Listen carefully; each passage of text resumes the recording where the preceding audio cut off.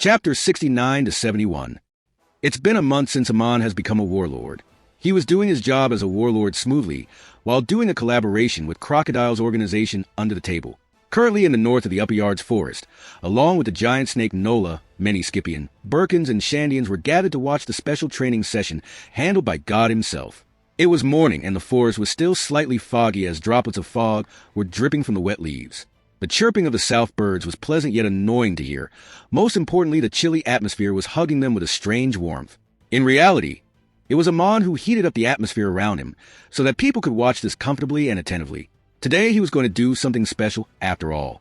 While many monkeys were also watching the scene from the trees, even the strange goat-looking Birkins were also present here. They seemed to have a problem with each other, though none of them dared move. In the large ring, Amon was standing with Wiper, Rio, and Urge in front of him. He was going to do some demonstrations today. Demonstration of martial arts. The ones he knows from different fictional works in his previous life. He has tried many of them practically in this life, like the triple kick from the time with his fight with Viper. Among these vast techniques, some worked, some failed, and Amon was satisfied with what he learned by himself from his useless fictional knowledge. His teenage days didn't seem so useless at this point. Amon glanced at the three men in front of him. Wiper flinched from his gaze. The feeling of pain from the last time returned to him again. Though he daringly took a step ahead, he didn't plan to back off anymore. Amon then moved his gaze. Rio gripped the weapons in his hand, looking forwards with a serious face. After some tests, Amon figured that daggers were the most suitable weapon for Rio, since he was proficient at fast and reflexive movements.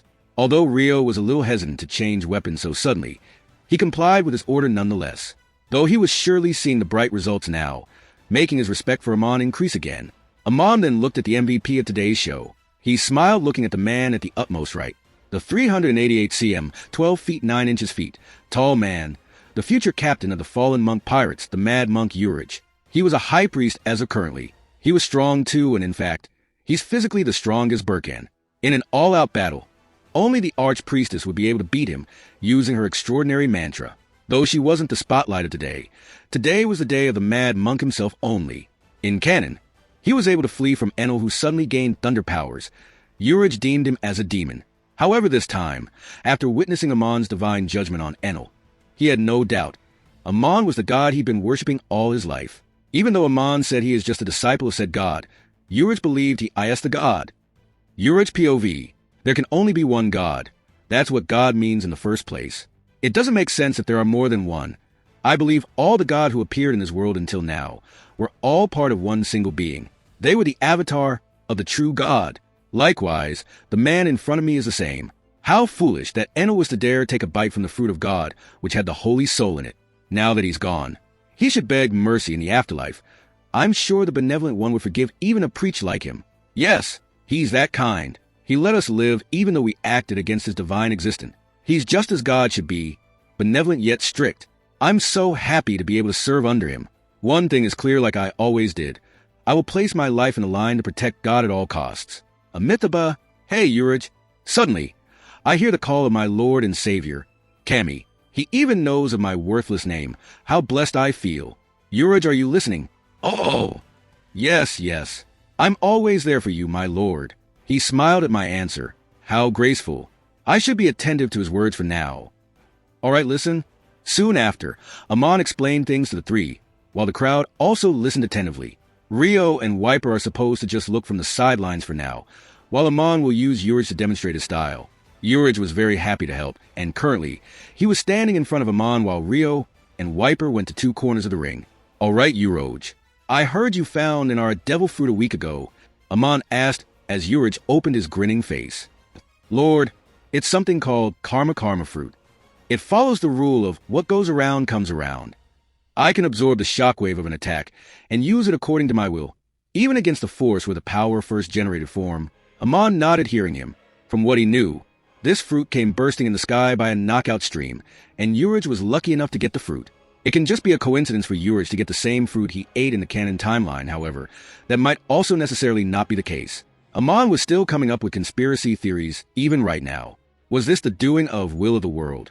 Or it really was a normal, generic, natural coincidence? Besides that, just from the name, Amon could tell this would be an overpowered ability after awakening.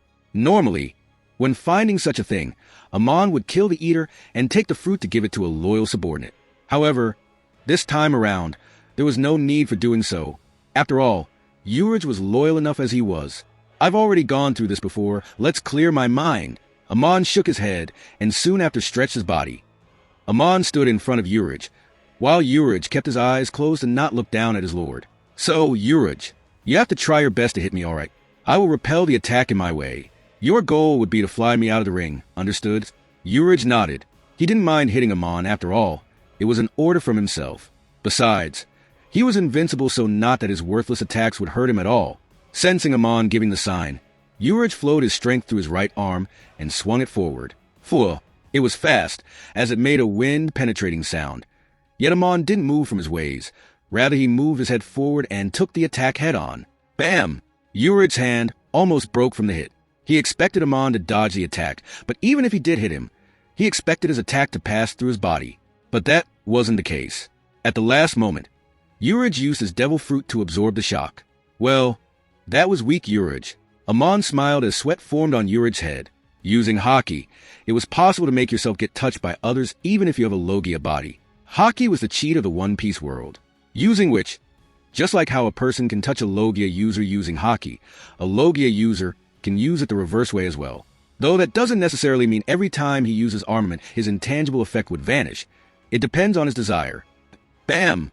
Urge again swung his arm forward, but Amon again shoved his head forward to take the attack before it should have landed. When a person swings their arm for a punch, it only reaches maximum power when it hits the target. However, if the target moves ahead and takes the attack head-on when he wasn't supposed to, he doesn't feel pain and won't take as much damage. This was a no-damage technique from the manhwa, How to Fight, that Amon read in his previous life. Surprisingly, its teaching worked fine, and although it was said that this would only work against untrained opponents, one can bypass that restriction with enough speed. And speed. Speed was Amon's best point after all. Bam! Bam! Even though he was absorbing the damage, Urge was feeling pain still. Giving the last blow, Urge stopped to catch a breath. Ha! Lord! A second. Nodding, Amon looked around and smiled. So kids, size and body weight are very important in a fight. However, the world is a strange place. You will find the actual giant in this world. You can even defeat them with your small size, however. That's not today's lesson. Amon said, Today is a day where I will demonstrate how you, as a small person, can match someone of large stature. Amon said de pointer that you hoje. Look, he's 12 feet. I'm only around 6. It said, but some people are genetically like that, just like me. In my army, there are a lot of short people. So I can't just look away from them. Amon said as Bob vipped his cheese from a corner of the crowd. Bullshit. Size does not mean shit in the long run. But for weak people like them, it's true to some extent. They need a starting point, and this will be that. Amon ignored the forties and smiled. For that, I'm teaching you techniques which will let you defend yourselves against people with a massive body. Amon said while raising his finger. Look at me. Like he said, I'm only 190 centimeters, but I'm able to defend against every attack of Urge who is around 2 times bigger than me. Everyone nodded, understanding why Amon was just taking hits and not replying with an attack. He was taking attacks. He was feeling their pain to demonstrate the technique to them. Amon glanced at Urge, who was still gasping for air, and ended his speech. Alright, now we will show you the next stage. Urge, you will absorb all the shock waves from your attacks, right? Urge nodded. Easy, then let me give you another boost. Prepare. While people looked attentively, Amon placed his left leg ahead of the right and swung his right fist backward, channeling electricity, thus rendering his knuckles blue. Amon punched towards Urge. Bang! It was a strong blow, which should have made a shockwave unless Urge absorbed it just at the time of contact. He also caught his arm to not get flown away. I'm a fool. Urge said while his body started to grow large. His punching stopped and the pressure got towards his 12 feet body enlarged into being 1 feet. Along with hell, a few people around took steps back. Though just like Viper behind, Amon saw that his spot. He smirked towards Urge, which he returned with a grin. All hit, attack, bang, bang, bang. Urge was still trying to knock Amon off the ring, but Amon was still doing his air boots. His head was also hunting a little, bleeding even. But Amon could feel his armament growing with each strike. Bang, bang. Shock waves were being released from each clash. However, Uroge was able to absorb them. His power is a use cooldown type. Once he has soared enough, he uses his transformation. He can willingly cancel the form, or he will return normal naturally after a certain time passes. While in transformation, and after cancelling it, Uroge can't use his power for the next 8 hours. Bang! Amon had a grin plastered on his face while blood was dripping from his head. Uroge also had the same grin. He was glad to fight his lord like this. Bang! Giving the last strike, which caused a massive shockwave to release and the birds to fly away, Uroge again stopped for a breath. Amon was also briefing a ville, as finally, the effect Amon was waiting for took place. Uroge's hands started to hurt bad. His hands were holding off against the armament of Amon only because of adrenaline. Amon would have had a similar reaction only he knew the life-saving technique Seimei-Kika. While Uroge was acting stunt, Amon looked at the agape crowd. Kids, there is something called adrenaline, which causes us to feel less pain and give our weak body a boost while fighting. He said, many of you fighters are familiar with this. Just after a duel with a friend, your energetic body will drop to the ground. Right. Some of the warriors and even kids exclaimed. Right. That's what I'm talking about. There is a way to control this adrenaline. But that's something for a later day. Amon said and looked back at Uroge who was gasping and had his fists clenched. His aim won't give up. Amon smiled saying this. Uroge, it's fine. You can rest from attacking. Now you will try to defend against me. A grin formed on Amon's face, as it didn't give him any chance to understand, and jumped in the air. 50,000 volts, thunder punch. Bang! The tables turned, and Amon started to attack Uroge now. Bang! Amon's electricity greatly enhanced his power and speed of punch. Something Enel never did. Not that he could not could. Bang! Amon kept going at it, and finally, after the 15 TH punch, he stopped and dropped to the ground again. Waving his sorry hands from the hits, Amon exclaimed, Wow, Uroge, you are still standing. Ignoring the pain, Amon cracked his knuckles. Uroge's head was bleeding, yet he had his iconic grin plastered in his face. In the face of God. You would not fall unless God truly wants. Lord, use your strongest. Amon laughed internally in him. He wasn't a loyal pawn, Don Fortunatelli. He was loyal to God, not Amon himself. Amon ignored the thoughts and took a thinking posture. My strongest. All rigged. A sadistic grin appeared on Amon's face. Today's show was only for that after all. You will try. Hehe. Amon had a form like Enel's Amaru form. It was something he planned to use to aggrave fear and awe in the heart of everyone present.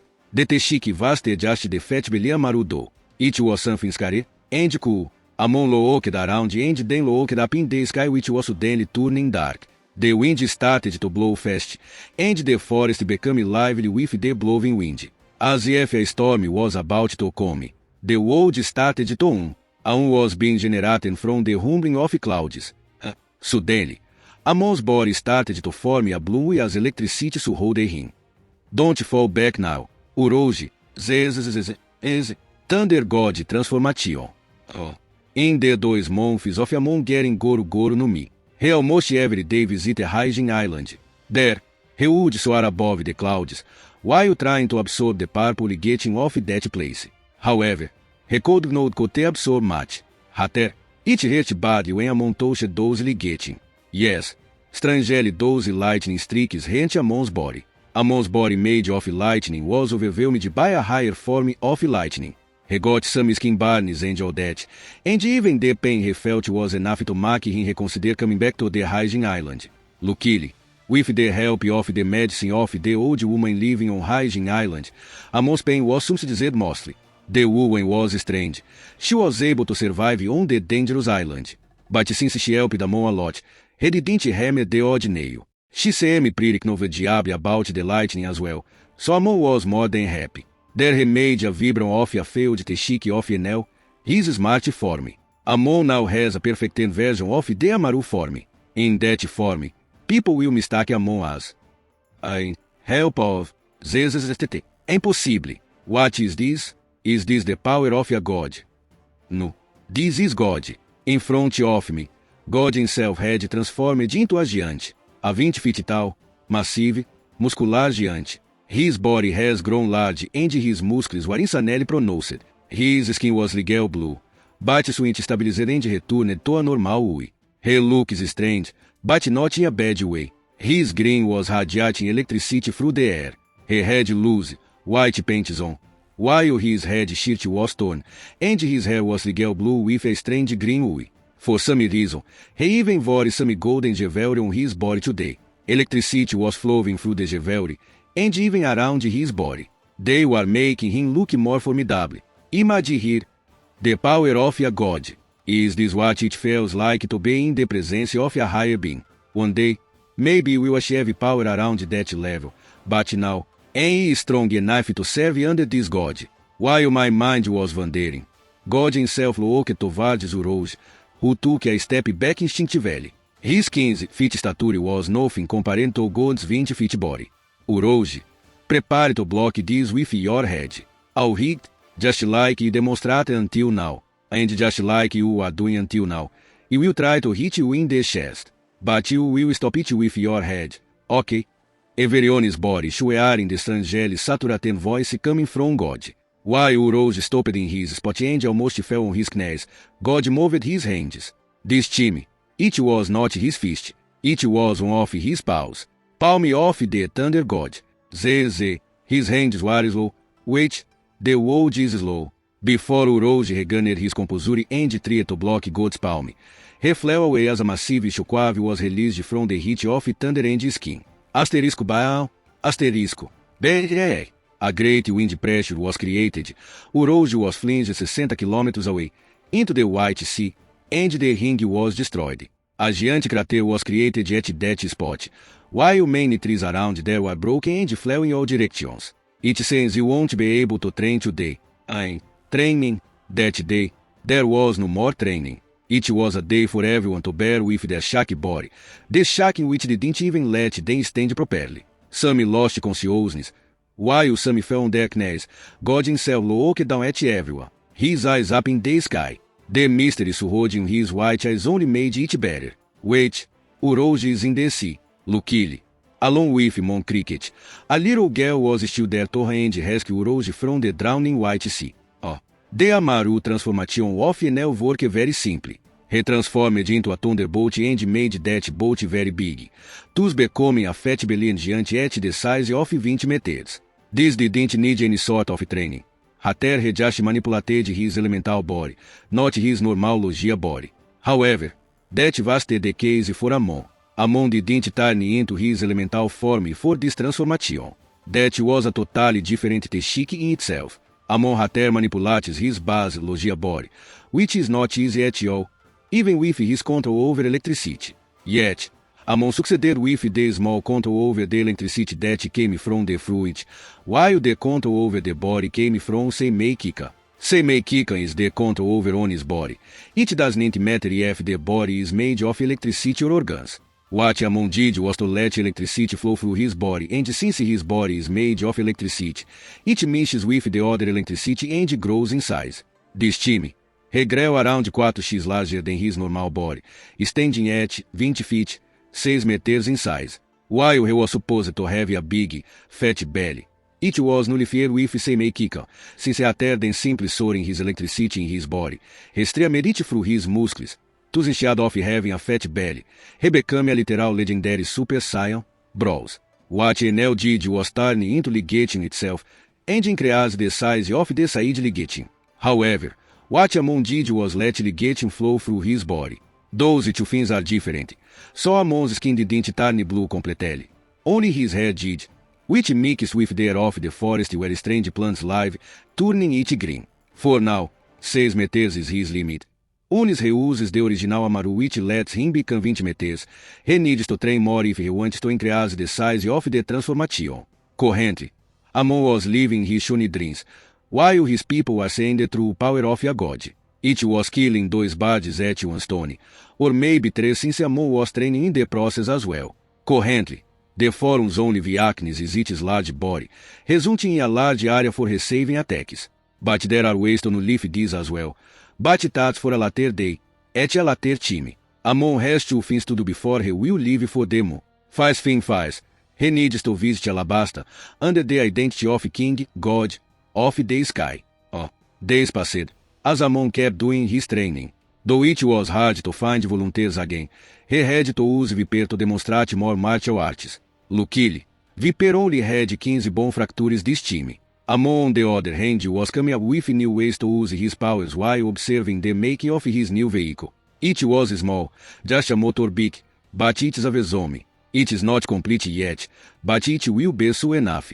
After another few days, when Viper's bone allied superfast and the God's militia had completed a small course of training, Amon decided it was the time to move his kingdom, time to form an alliance. For a country that can produce devices, which can produce clouds, a Rain's country is the best possible ally. In this world, the best and strongest Rain's country was the one named Alabasta. It was that hard to reach Alabasta. They took only one big ship with 34 people on the ship. The personal guards 5. The commanders 25. Amon, Isa, and Isa and Cricket. Since Isa wanted to see the Blues, Amon broke her and Isa accompanied them. The ship used the same way the Stravad jumped and safely landed in the sea with the help of 5 octopi. Amon also used a hot air balloon above the ship and used Viper as the torch. Viper was a little against this, but a few lightning bolts shoot him down, not that they hurt him. With the electricity-powered special jet dial, the ship reached Alabasta using an eternal log pose in a single day. Though it was pretty hard to navigate at first, with Amon's ability to sense the electrical frequency in air, it was that much of a problem. On the shore of Alabasta, many ships were docked. Currently, everyone at the dock had their own magnificent ship with golden scraps here and there. It was clear, the ones on board the ship were some royalty from a different kingdom. Among the whispering crowd, a certain black-eyed woman was standing in disguise. Nico Robin. Ignoring the whispers around her, Robin stared at the ship from which people with wings on their backs started to come out one by one. Robin counted 33 people coming out, while she had a frown on her face. Finally, as the 34th person came down her from the scene and a smile bloomed on her face. She was clad in black robe and a black cowboy hat on top of her head, so she could move freely even under the nose of crocodile spears. Not that it mattered much. After all, 30% of crocodile's people are working under Amon. They are the double agents Amon needed. As the ship was being docked, while people were having a shocked face from their wings, Robin slowly walked through the crowd towards the royalty. Her eyes sat at the white-eyed kid with a black cloth mask covering his upper face and only showing his cherry lips. His mask had 2 aeoles and a letter was drawn with white paint. Amon POV. Looking in front, I tried to sense a certain voice among the crowd. It was Robin and expected. She was here already. I'm currently under disguise, so that nobody recognizes me. It's pretty easy to use a different identity, since my hair is now white. I just used a hair coloring gel I made myself 2 days ago. It's a very special product that can only be implanted in one's hair when electricity is flowing through it, and the same process must be done to remove it. I just need to channel some electricity into my hair, and it will return to normal. There is no chance for anyone to recognize me, and even if they did, I would be able to sense it. I will just finish them then, ignoring the thoughts. I looked ahead as Robin was finally only a few steps away from me. I'm not sure how she would react to meeting my people so suddenly, but I guess it won't be that much of a big deal. Hello. Robin bowed slightly towards us as she picked the crowd's attention, including us as well. The first one to react was obviously Riki. Oh, miss, do you need something? She instantly walked towards her and helped her raise her head. This girl, she's trying to copy me a little too much, even flirting with girls. Fuck. General POV, do you need something, miss? Riki said as Robin raised her head. For 3 seconds, she looked at Riki's face with her head slightly tilting. Soon she smiled. Yes. I think your big brother knows who I am. Please follow me. Robin said as every Skypiean looked towards Amon. He just nodded. HN. While ISA laughed at Amon's failed try at a deep voice, Robin glanced at her. Soon after, they followed Robin, while she appointed some hunter from the guild to look after the ship. Riki was trying to ask Amon questions, but she was stopped every time by Isa. Isa knew there must be a reason for Amon to be under disguise. She has previously asked everyone to talk less with Amon during the trip. Not long after, Robin went to a shop where many camels were kept. They bought 34 camels and started to go towards Nanohana, the town where a branch of the guild Wingless Valkyrie exists. Crocodile was pretty much against giving them a position in the kingdom, but with the kings considering this for days, they were permitted to build a base here as well. It took quite a while for them to reach Nanohana, as it became night by then. Still, around 7 p.m., they reached a 20-floor modern building with large golden wings attached to it. Robin guided them to the roof, since it had enough space to hold everyone for now. Robin opened the door of the roof after clicking the key. She slowly stepped inside. "Please follow me," Robin said, while doing a gesture for them to enter. Amon, who was a step ahead, entered first as everyone else followed. Amon didn't say anything more and slopped on the floor. The floor of the roof was grassy, and many small flower trees were around the rooftop. It was a small garden. Since this was a sandy island, it was cold at night naturally. Some of the Skypieans were sneezing at the sudden change in heat. Just a while ago, the temperature was so high that they were all sweating except the fire human and lighting human. Yet now, it was so cold that everyone was shivering, again except the fire human and lighting human, and additionally, Robin, who was wearing a warm outfit. While everyone looked around the roof, and Isa strangely looked at the lying Amon, Robin went to the side and placed down heater dial on the roof. Wait, before she could turn them on though, Amon called out, "We have a human torch for that." While Robin looked confused, Wiper sighed. He's been used as a fire machine for a while now. Well, not that he hated it. It was for his own people after all. Wiper started to heat up the atmosphere, as everyone slowly stopped shaking. Amon can do the same, and he could have done it on their way here as well, however. He didn't do so since everyone needed to get familiar with the temperature of the blue sea sooner or later. Now, since Isa was shaking badly, he decided to stop the training for now. They had been training all day the past few days. After all, he didn't want them to go sick here. Ouch, fuck. Not long after, Amon was rolling on the floor with his mask removed, while Isa was sitting on his side, comforting him. "What happened? Are you okay?" Isa asked as Amon stopped rolling. Yesterday, he went to Raijin Island to get his body fu asterisk ked from the constant strikes. There were many bruises on his body. While Saimai kicking was enough to remove the sore mark, the pain was still there. "I'm fine. I will be fine," he said while looking at the clear night sky with a pained face. The stars and nebulae were clear from the roof. This is more clear in the sky, but this atmosphere around gives a special feeling. "All right," Isa replied. "But is it okay for you to take your mask off? That girl will come back soon. She will see your face." Amon shook his head with a smile. "It's fine. She's a trusted person." Moments ago, Robin went down to get some cold drinks for everyone. Now the Skypieans were talking about things they saw today. The desert was a new experience for them, so they were very excited even though they were tired. Raki was playing with Isa while her mind was lost in thought. Who was that girl? Soon after, Robin returned with many drinks in a box-like container and even a tea flask, which was being held by a hand coming out of her back. People flinched and took steps back seeing it, though Amon sat up seeing her with a smile on his face, making everyone release a sigh of relief. "So that's a devil fruit ability?" they asked themselves while Robin dropped the container and flashed down. "Foo-foo." "Yes, it is. Please, help yourselves." While some people started to walk to that spot, Robin started to walk towards Amon. She glanced at Isa for a second before smiling at her. "Hello, my name is Robin. I'm Lucy's sister, you can say." While Isa tilted her left hearing Lucy, Amon tugged her dress and pointed at himself. Understanding things. She tilted her head right. "Sister?" "Yes, sister." While everyone looked towards him, Raki jumped up from the side. What sister?" She screamed and jumped at Amon. "I need an explanation. You are cheating behind me. You could have gotten a girlfriend, so why a sister?" Amon smiled wryly, while Robin giggled. She might get along with her just fine. Meanwhile, King Cobra was eating his dinner with Vivi.